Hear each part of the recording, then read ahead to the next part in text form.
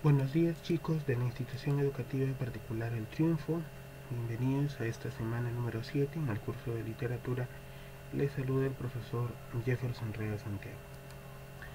Estamos finalizando el día de hoy la literatura renacentista del siglo XVI y del siglo XVII.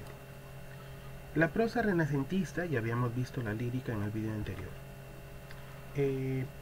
Los autores de prosa didáctica trataban diversos temas, principalmente filosóficos, políticos, religiosos y artísticos. Con su pensamiento, estos autores representan el modelo intelectual renacentista, en el centro de cuyas preocupaciones está el ser humano y las circunstancias que lo rodean. Son hombres de cultura interesados en todas las humanidades desde una postura racional. El primer autor que trabajaremos se llama Nicolás Maquiavelo. Ese autor, nacido en 1469 a 1527, es un escritor y político italiano, considerado como uno de los creadores de la ciencia política. Elaboró una doctrina contenida fundamentalmente en su obra El Príncipe y discursos sobre la primera década de Tito Livio, en la que analiza la esencia del poder político. A él se le conoce como el padre de la ciencia política, y en este caso, con este discurso sobre la década de Tito Livio, inaugura la teoría de la ciencia política.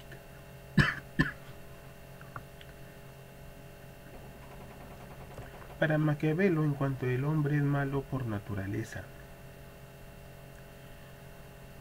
es el Estado el que tiene que regir e imponer una orden, función que el príncipe debe garantizar mediante su acción política.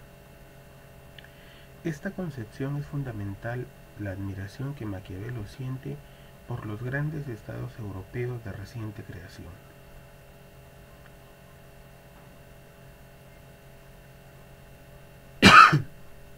Regidos de forma centralista por un monarca. La acción política está regida por la observación y la atención a la realidad, olvidando cómo deberían ser el hombre y la sociedad, y centrándose en cómo realmente son. Así, según propone Maquiavelo, la política no ha de partir desde un planteamiento moral, ha de ser independiente a ella, ya que en algunas situaciones la moral no indica qué es lo mejor para el Estado y que el Estado es la razón suprema de la acción política. Esta independencia del poder político respecto a la moral genera la razón de Estado, único criterio que debe seguir el príncipe y por el cual el fin que se busca justifica todos los medios que se ponen para su consecución independientemente de su valor moral. Es decir, vamos a encontrar que en política el fin justifica los medios, ¿no? El príncipe pues se convierte en el árbitro absoluto del poder y por ello ha de someter a su voluntad a los restantes poderes de la sociedad, incluida la Iglesia. El Estado se vale de sus instituciones, el ejército, la Iglesia, para aplicar lo que sea políticamente útil y conveniente. Entonces, en su obra El Príncipe se concibe una teoría de la política como construcción del Estado, pero también una defensa del engaño, la astucia, la planificación, el mal necesario y la instrumentalización de la religión al servicio del poder político. Entre sus obras pues tenemos El Príncipe, escrita en 1513, pero se publica en el año 1532. Y también destaca su obra El arte de la guerra y la mandrágora. Seguimos con este autor, se llama Tomás Moro y es conocido por su máxima obra titulada Utopía. Humanista y político inglés cuyo pensamiento tiene afinidades con el de Erasmo de Rotterdam. Ahí dice que con Erasmo de Rotterdam, recuerda que Erasmo de Rotterdam es autor del Elogio de la Locura, era su amigo. La obra más importante de Tomás Moro es Utopía. En ella comienza siendo una crítica a la sociedad europea contemporánea basada en la injusticia social que afecta a grandes capas de población, en la sed de poder y en los planteamientos belicistas que rigen las políticas de los estados. Tras esta crítica similar a la de Erasmo, propone una solución radical y construye una sociedad ideal, situada en una isla llamada Utopía, que literalmente significa ningún lugar. Lo que plantea dudas parte de que Moro de una sociedad así fuera viable, ¿no? Esta sociedad ideal estaría regida por los principios de la racionalidad humana, una sociedad justa e igualitaria en la cual el trabajo fuese obligado y llevado a cabo por todos los miembros de la sociedad quienes elegirían a sus gobernantes. La educación se dirigía a todos. Para que esta sociedad funcionase debería ser una sociedad cerrada, inmóvil, sin cambios. Como vemos, tiene una antípoda muy fuerte respecto a el autor Nicolás Maquiavelo. La religión que propone Moro en Utopía se caracteriza por ser tolerante hacia los distintos credos y por propugnar una moral basada en la razón y la naturaleza humana. Desarrolla características de la sociedad ideal, pero no tiene presente la idea de que ésta se imponga de forma brusca y revolucionaria, ¿no? Sino a través del racionalismo las sociedades europeas tiendan a parecerse cada vez la sociedad ideal. La importancia de este autor en la literatura del siglo XX, ya que crea un subgénero literario de raíz política en la que postulan las sociedades futuras ideales, ¿no?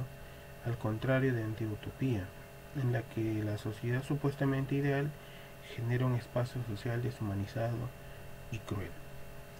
Sirvan como ejemplo de esto las obras Un mundo feliz de Adolfo Huxley o 1984 de George Orwell.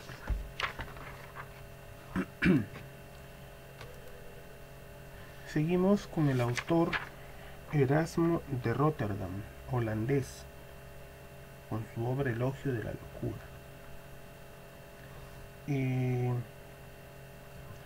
Fue un gran defensor de los estudios históricos y filosóficos, de aplicar un método racional en estas dos áreas para llegar al conocimiento. Así tradujo el Nuevo Testamento del griego al latín, porque creía necesario un acercamiento del cristianismo al mensaje del Evangelio. Y también editó obras de los padres de la Iglesia. Escribió su obra Adagios, una colección de estudios donde incluye uno llamado La guerra es dulce para quienes no la han vivido, donde expresa su firme antibelicismo, ¿no? La guerra está totalmente prohibida por Cristo, o incluso o especialmente la guerra santa contra el infiel. El pacifismo es uno de los elementos de los que Erasmo ataca a la iglesia contemporánea, ya que ésta promueve la guerra por fines puramente mundanos. Erasmo en otros libros como Doctrina del Príncipe Cristiano o el conocido Elogio de la Locura ahonda sus críticas contra la iglesia, a la que la considera inmoral y a la que la reprocha porque prime un cristianismo exterior de formas, preceptos, rituales, en vez de conocer mayor importancia a un cristiano de intimidad más personal, espiritual, ¿verdad? Basado en un diálogo con Dios y la imitación de Cristo. Él mismo, que fue monje, niega el privilegio tradicionalmente asignado a los religiosos y ofrece a los laicos una oportunidad de llevar una vida perfectamente cristiana. Para Erasmo de Rotterdam, la virtud reside en saber sobreponerse a ciertas pasiones para ser capaz de discriminar el verdadero bien, basado en una moral humanista sustentada en la razón y en las apariencias falsas que lo suplantan, riquezas, poder, etc. En este punto también reprocha a la Iglesia por estar excesivamente inclinada hacia la falsa virtud de poder y riqueza. Entonces, algunas tesis de Erasmo presentan elementos de coincidencia con el protestantismo de Martín Lutero. Sin embargo, por sus elementos de crítica a la Iglesia, sin embargo, acabó combatiendo las tesis de Lutero por ciertas incompatibilidades del pensamiento. En su obra de libre albedrío expresa cómo deben afrontarse las grandes preguntas teológicas, con objetividad, tacto, ecuanimidad y respeto por las posturas ajenas, ya que si no se hace así, genera un enfrentamiento que aleja al cristiano de la piedad, mucho más importante que las discusiones teologistas, ¿no?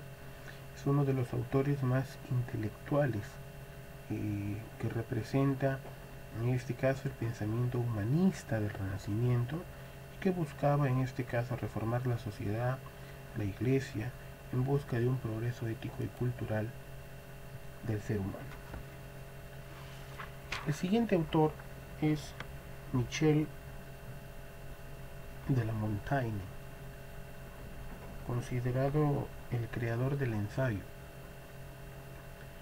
Refleja su amplia obra una sólida formación humanista y un amplio conocimiento de los autores clásicos. Su pensamiento escéptico le hace combatir con todo sistema absoluto de valores y todo pensamiento dogmático, especialmente en el ámbito de la religión. Por el contrario, en su obra aprecia el valor de lo que es relativo y ensalza la duda como fuente de virtud intelectual.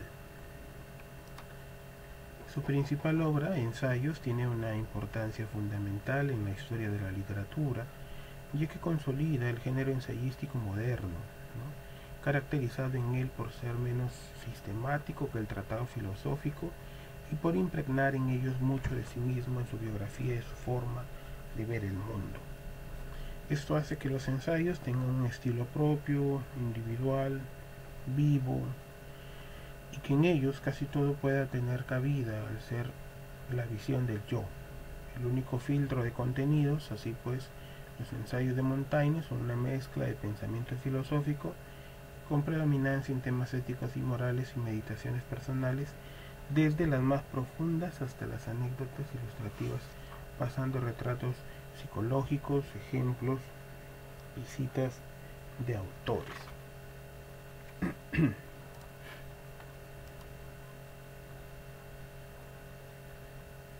En los géneros de la prosa de ficción vamos a encontrar Gargantúa y Pantagruel, ¿ya? Este autor, Francois Rabelais, francés, es conocido mundialmente como el sacerdote de la risa, porque plantea que lo más importante del hombre, o que lo más importante del hombre es el total, absoluto y libre desarrollo de todas sus facultades, no solamente el ascetismo cristiano. Aporta a la prosa de ficción renacentista con una obra fundamental, Gargantúa y Pantagruel, una novela fantástica, burlonesca y satírica. El argumento de la obra se basa en el que una novela popular medieval comienza con el nacimiento del protagonista, un gigante llamado Gargantúa, hijo de Grangousier y Gargamel, heredero del reino de Utopía. Es educado en París, según los principios escolásticos, motivo que usa el autor para parodiar este método. Tras diferentes episodios se casa con Babette Badepec y fruto de la relación nace otro gigante, Pantagruel. Pantagruel traba amistad con Panurgo, un clérigo vagante con el que emprenderá numerosas aventuras, ¿no? Este argumento le sirve a Rabelais para construir una figuración satírica del mundo en la que los elementos dominantes son el humor, la parodia, la sátira, la fantasía, mezclados con otros elementos, ¿no? En esta obra alterna una refinada erudición clásica y filosófica con un sentido del humor que a veces cae en la obscenidad. Si bien la novela no participa del espíritu sereno y equilibrado propio del Renacimiento, posee la modernidad de una concepción de la literatura basada en el ser humano y en sus circunstancias, lo que convierte una de las obras fundadoras de la novela tal como la entendemos hoy. Finalmente hablaremos de William Shakespeare, conocido como el Cisne de Avon, ¿no? Es el renovador del teatro inglés.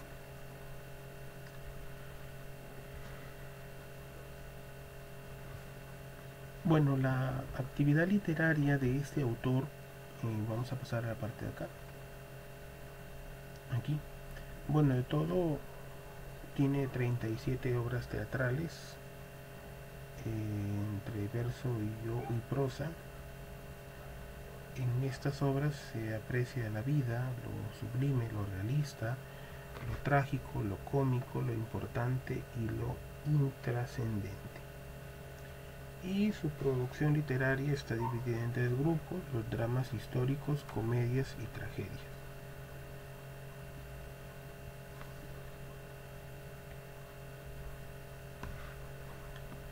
En sus dramas históricos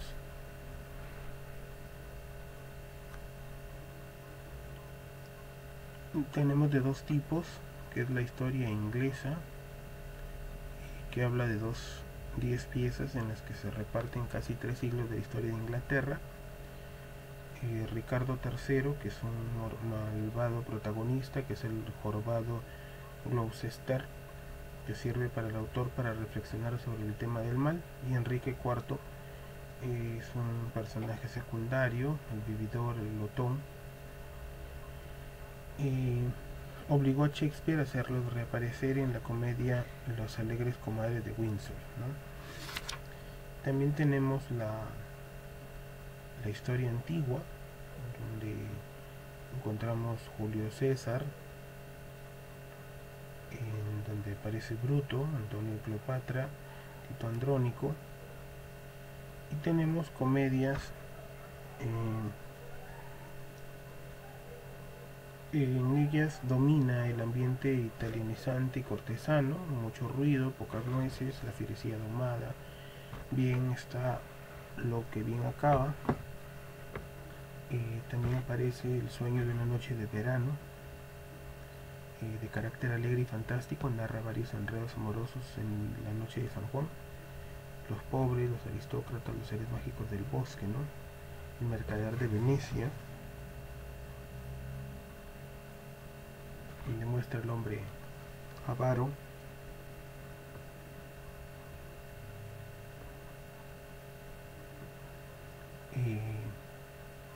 Pese a su final feliz, la melancolía del protagonista y el odio del judío Shylock, que remete contra el antisemitismo en un famoso monólogo, dan a esta pieza un fondo amargo, ¿no?